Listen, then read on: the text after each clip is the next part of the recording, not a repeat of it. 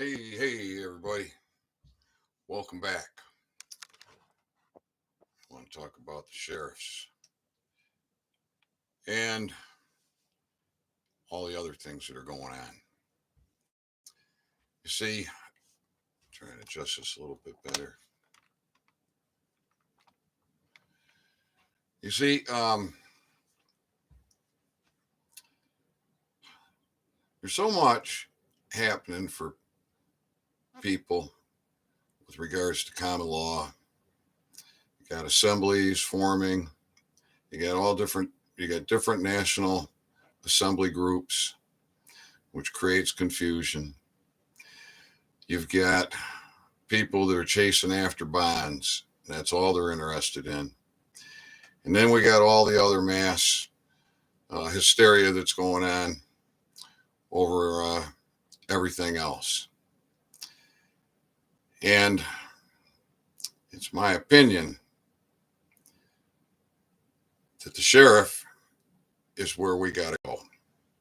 We have to have law enforcement. And there's a difference between the sheriff and any other policing department or agency or whatever they are. They're all by law. They're all administrative. And they should not be enforcing anything on the free man. So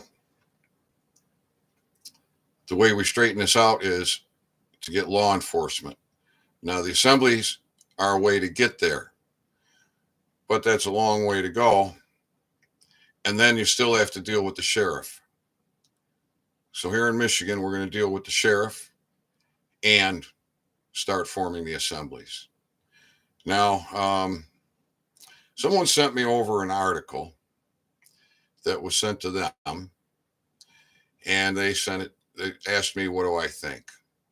So I read it, and I got a lot to say about it. It's from Hate Watch. It looks like what did I do?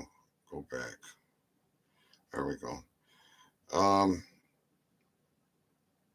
Down at the bottom, I don't know if this is associated or not, but Southern Poverty Law Center, nonprofit tax exempt, the Civil Rights Memorial Center. I have the link for this in the description so you can read it yourself. So there's quite a bit of information in here, bias information, and some good information. So I'm going to read this, and then we're going to talk about the sheriffs and the assemblies. Members of fake courts are facing real jail time. That's interesting. This is April 13th, 2017. It should be no surprise that anti-government folks seeking redress want someone besides the government to adjudicate for them. We are the government.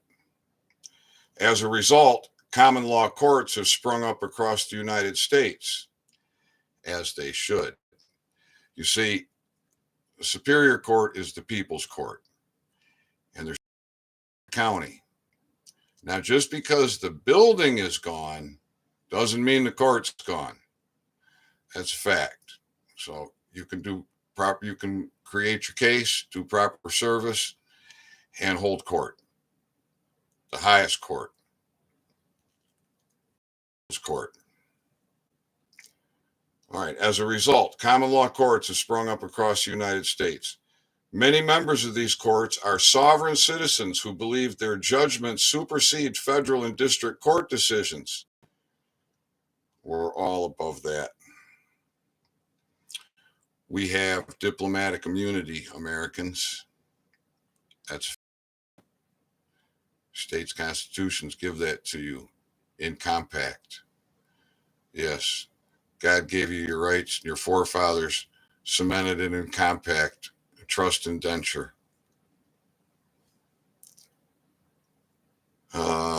Many members of these courts are sovereign citizens who believe their judgments supersede federal and district court decisions, and then bring their quasi-legal activity into legitimate courts and use tactics including intimidation and paper terrorism. All right, now there's a lesson. Stay out of their courts. Drag them into your court, the highest court. That's how you deal with them. All of them. The most notorious common law Superior Court judge of the continental United States of America is a man named Bruce Doucette. Doucette. I don't know how to pronounce it. He is best known for coming to Harney County, Oregon in January 2016 to try the government for their actions during the Bundy occupation, using local residents for his jury pool, as it should be. The same idea Ammon Bundy floated a month earlier. Prior to this, Doucette had a trial in the Kalkaska County, Colorado, where he found local officials guilty and demanded they resign. Doucette claims he set up these kangaroo courts. Now, see, it's not Doucette saying they're kangaroo courts. This is what hate. Set up these kangaroo courts in Alaska, Colorado, Florida, and Hawaii. He has recruited other judges, including Ronnie Davis, worked with common law judge Steve Curry, and his fake courts coordinated with groups of fake U.S. Marshals. Well, I don't think these courts, if they're the people's courts. Doucette's services and those of his local court have likely ended as he and 7 other members of the Colorado People's Grand Jury and the Continental United States Marshal Superior Court were arrested after being indicted by real Colorado grand jury. Yeah, I'd like to see that real Colorado grand jury. This clown world, administration land. Doucette is facing 34 charges, including conspiracy, pattern of racketeering, 15 counts of attempting to influence public servants, 7 counts of extortion, criminal impersonation, retaliation against a judge, tax evasion, and more. Defendants Brian Baylog, Janice Blees, Stephen Byfield, David Govelt, Lawrence Goodman, Stephen Natalie, Harlan Smith, and Doucette face a total of 40 different counts. These include violations of Colorado Organized Crime Control Act. Statutes, rules, codes, regulations do not apply to the free man. You can give away your rights. You can stand on them. Let's see. According to the indictment, they collaborated with one or more other principals and or complicitors as part of a long-term scheme and endeavored to intentionally attempt to influence various Colorado-based public servants, including Colorado State Municipal Court judges, prosecutors, sheriffs, and other public officials in their legal capacity had responsibilities related to a legal matter which involved a member of this enterprise. Now let's take a look at that paragraph there. Including Colorado State and Municipal Court judges, prosecutors. All right. So far, that's all British foreign agents, enemies of the people, bar members. Sheriff, that should be lawful. law enforcement, and other public officials. All right, so you see, they went to the sheriff, and the sheriff wasn't there. Because if the sheriff would do his job, the sheriff is the highest law enforcement officer on the land, period. So if the sheriff would have done his job, they wouldn't have gone into those administrative courts with their wins in the common law court, because these parasites hold each other up.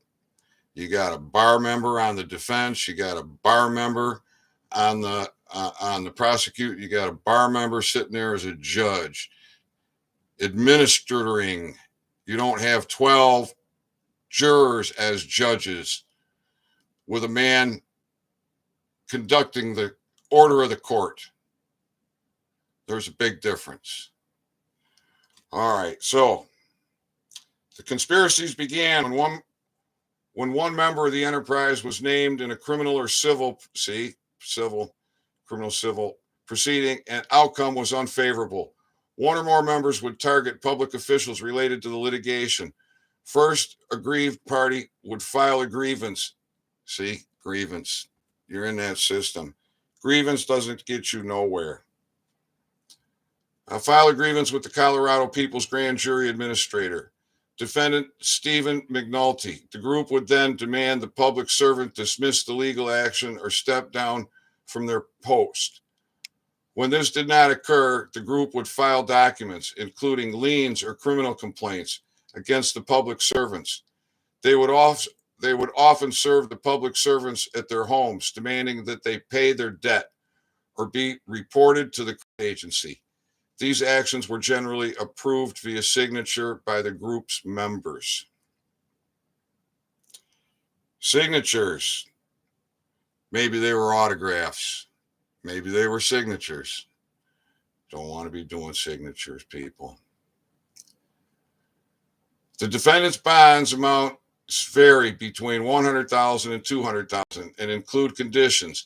They're not allowed any contacts with each other or other public servants listed in the indictment. They cannot possess any weapons and have to surrender their passports. This is the first crackdown on illegal activities of common law courts. Illegal activities of common law courts. Common law. Legal is administrative. There's a complete, absolute separation. It's not the first crackdown on these illegal activities of common law courts, but this case will likely serve as the strongest warning so far that courts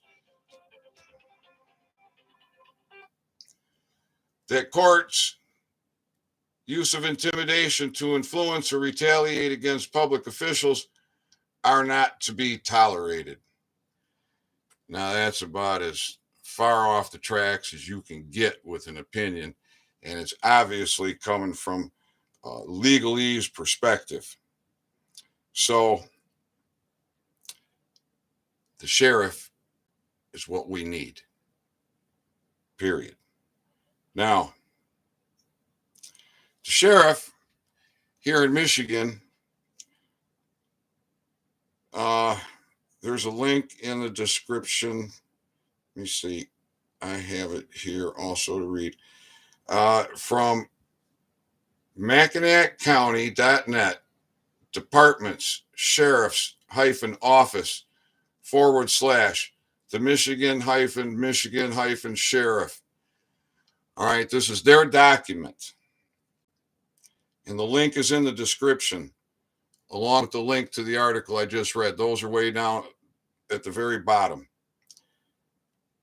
So in that Mackinac Sheriff's, this says in there, in Article 7, Section 6, the Constitution states, the sheriff may be required by law to renew his security periodically, and in default of giving such security, his office shall be vacant.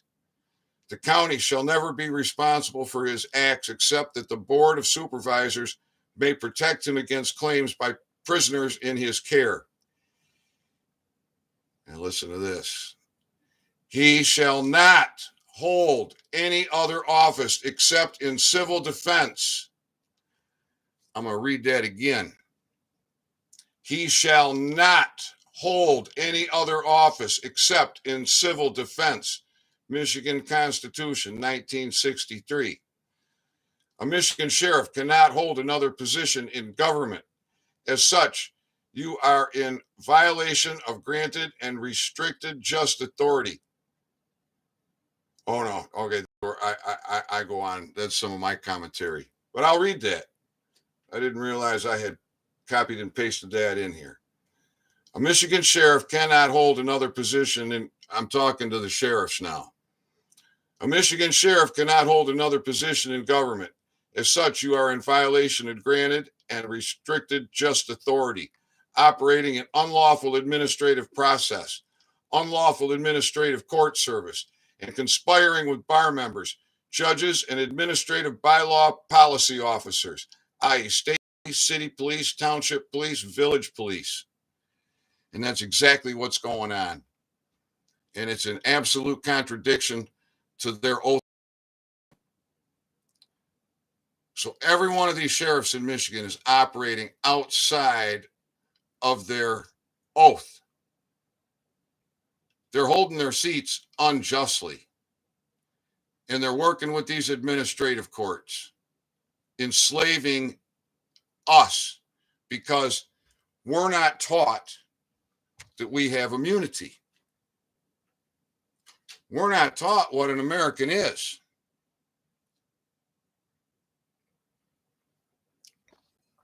They've taken that right out of the education system. Now, in the description, there's a link to a previous video that I did. Own Your Authority, Part 6. In the description of that video is a link to an 8th grade test from the late 1800s. I bet you can't pass it. Now, talk about how the American Bar Association was formed by volunteer attorneys and law students.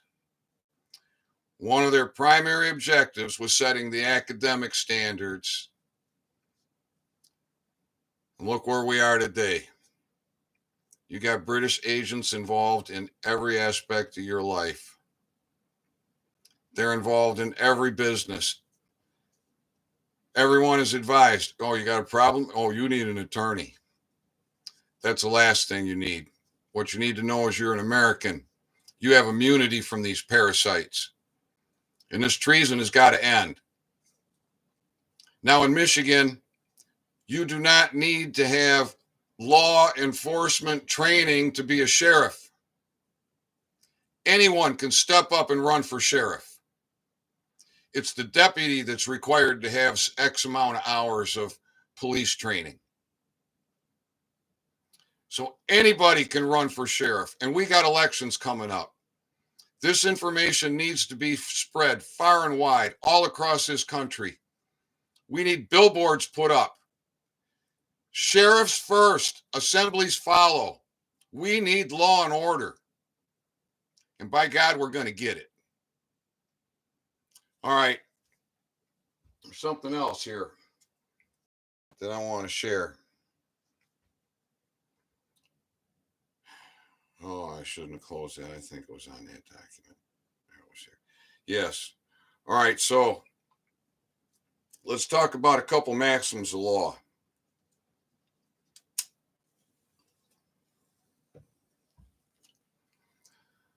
If you haven't listened to my talk on maxims of law, I recommend that you do. No one acquires a right of action through his own fraud. Fraud viterates a contract. Fraud voids a contract. Fraud viterates the most solemn promise. Injury caused by intentional misrepresentation or concealing facts which are bound by duty or required is a fraud. Deceit is an artifice, since it pretends one thing and does another. Faults in one, faults in all. Once a fraud, always a fraud. Once a knave, always a knave. It is a fault for a man not to know his everyday job. Sheriffs, it is a fault for a man not to know his everyday job. To conceal a fault is equal to a deceit. It is a fraud to conceal a fraud. A fraud, though null and void, is valid against the defrauder. It is fraud to take emolument for inferior work done. He who does an action through another is adjudged in law to do it himself. He who conceals treason commits treason. It is treason to conceal treason. It is a crime to conceal a crime. He who conceals a fraud perpetrates a fraud himself. Gross negligence is equivalent to fraud. Out of fraud, no action arises. No document is a fraud because it is what it is. It is the passing off of a document as something that it is not that constitutes the act of fraud. We got to have lawful law enforcement. That comes from our sheriffs. But we don't have lawful sheriffs.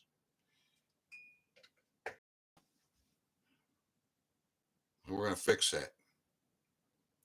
Also down in the description is 4 ways that you can contribute to the Constitutional Accountability Committee, which will be visiting all sheriff's offices in the state of Michigan in the very near future, where I am putting every sheriff and undersheriff into our court, the People's Court. And I'll post that case before it's served on these sheriffs. Any of them want, they can have a look before they get it. But there will be more. We'll be posting up the join-up sheets for the assemblies and for the grand jury pool and wanted posters and executive orders. And this will all be filmed.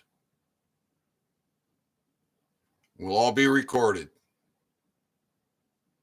And there'll be 2 recordings that happen simultaneously at each event. And we're going to find out who's a constitutional sheriff and who isn't. And then we'll take the next step. So this is history we're going to make here in Michigan. We're not looking to raise that much money. Please share this video far and wide, resend it, and contribute. Contribute to the Constitutional Accountability Committee. They're not going to just make 1 trip. They're going to make it a minimum 2 just to get started. First is to serve them, get everything posted. We're also shutting down the administrative courts.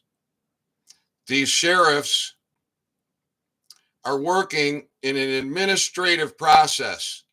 Administrative is legislative, not the sheriff's job. The sheriff is doing administrative work. The sheriff has his deputies in administrative courts. And these administrative courts are trespassing upon Americans' rights because they have been dumbed down to the point that by acquiescence they give up their rights because they have been told to seek an attorney who represents them as a fiction. There's a saying, there's something an attorney once said to me, probably 20, maybe 30 years ago. And this was during a couple of drinks. But he said to me, he said, Ethan, to prison. The attorney always goes to lunch. You see, they don't prosecute each other. They prop each other up. Once in a while, they'll eat one of their own. It happens. But they're trapped in that system, and they got to go. They're a private member association, and their evil, wicked deeds pierces their veil. So, by God, we're going to get this done. I love you all. Peace. We'll be back soon with more. Remember, contribute. Run for sheriff. Run for sheriff. We need billboards up all across this country. By God, amen.